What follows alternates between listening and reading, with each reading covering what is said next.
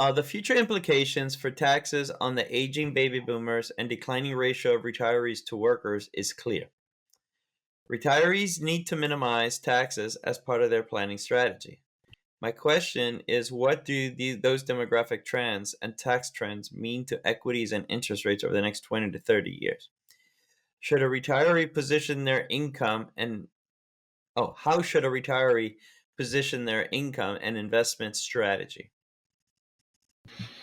Well, yeah, this is one of those questions that can be a bit tricky to answer. I know there's been some interesting studies that look at things like comparing stock market growth to the percentage of the population over age 65 and kind of noting with demographic trends, when there's fewer workers, more retirees, you should expect some sort of systematic stock market downturn. They've been able to fit that to the data pretty well. On the interest rate side, we have this whole issue of government debt is rising, and at some point, we're going to have to pay the bills, and that could require higher taxes and so forth.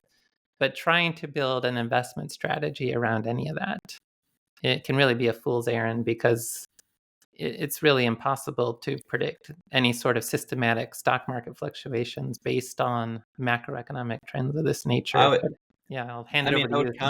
I would counter that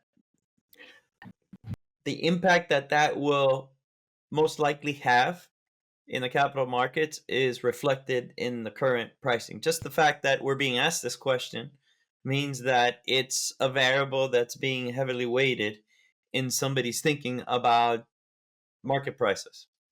And so that is being handicapped in the current prices. Yeah, there's that too. That anything that we know that's expected to happen is going to be reflected in today's price. Otherwise, there'd be an opportunity to change the price today in response. I mean, and now from an optimistic standpoint, there are advances that happen. There's technological advances all the time, and you could make the case, not since the dawn of the internet have we been in this Precambrian kind of state that we are right now in terms of a next leap forward. And who's to say what that is going to all portend for the markets? How's that? Is that a good optimistic bow tie on that one, Wade? Or yeah, there you go. Huh? Glass is always half full. Did that make you feel good? That make you feel like, yeah, let's go get lunch. Chipotle. Get the guac. Get the extra guac.